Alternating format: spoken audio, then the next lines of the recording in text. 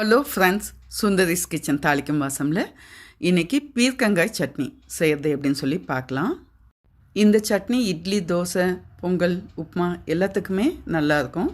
இந்த பீர்க்கங்காய் தோலை கூட வீணாக்காமல் இதே மாதிரி கொஞ்சம் உளுத்தம்பருப்பு, கடலைப்பருப்பு சேர்த்து வச்சு துவையெல்லாம் அரைச்சி சாதத்தில் போட்டு சாப்பிட்றதும் வழக்கத்தில் உண்டு.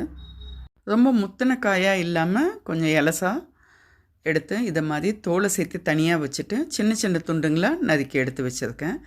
காரத்துக்கு நான் ஒரு 7 மிளகாய் வச்சுருக்கேன். 2 பேடகி மிளகாயும் ஒரு 5 சாத்தூர் மிளகாயும் வச்சுருக்கேன். சின்ன துண்டு பெருங்காயம், கட்டி பெருங்காயம் எடுத்து வச்சுருக்கேன். ஒரு சின்ன நெல்லிக்காய் அளவுக்கு புளியும், தேவையான அளவு உப்பு, ஒரு 2 டேபிள் ஸ்பூன் அளவுக்கு உளுத்தம்பருப்பு. இப்போ ஒன்றா நம்ம எல்லாமே எண்ணெயில் நல்லா கொஞ்சம் செவக்க உளுத்தம்பருப்பு வறுத்து எடுத்துக்கிறோம். மிளகாய், பருப்பு எல்லாம் தனியாக வறுத்து எடுத்து வச்சுட்டு அதே வானலில் பீர்க்கங்காயை கொட்டி நல்லா வதக்கி எடுத்துக்கிறேன். பீர்க்கங்காய் முக்கால்வாசி இந்த வதக்கத்துலேயே வெந்த மாதிரி ஆகிடும். இது பிஞ்சான பீர்க்கங்காய்ங்கிறதுனால சீக்கிரமாகவே வதங்கிடுது. பீர்க்கங்காய் தோலை தனியாக எடுத்து வச்சுட்டேன். அது நாளைக்கு அடுத்த நாள் அரைச்சிக்கலாம் அப்படிங்கிற மாதிரி. அது இதே மாதிரி தான், கொஞ்சம் வதக்கிறது அதிக டைம் எடுக்கும். தோல் கொஞ்சம் அழுத்தமாக இருக்கிறதுனால அது கொஞ்சம் குறப்பாக தான் நம்ம துவையில் அரைப்போம். இப்போ பார்த்திங்கன்னா பீர்க்கங்காய் நல்லா வதங்கி வெந்துடுச்சு.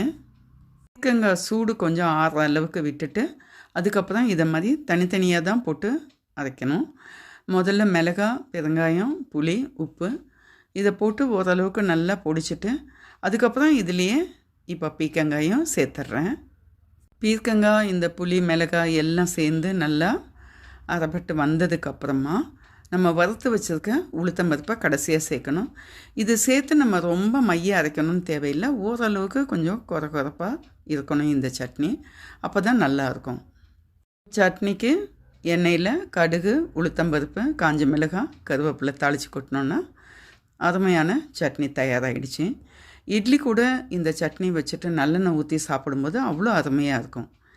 இந்த வீடியோ பிடிச்சிருந்தா லைக் பண்ணுங்கள், ஷேர் பண்ணுங்கள், சப்ஸ்கிரைப் பண்ணுங்கள். நன்றி, வணக்கம்.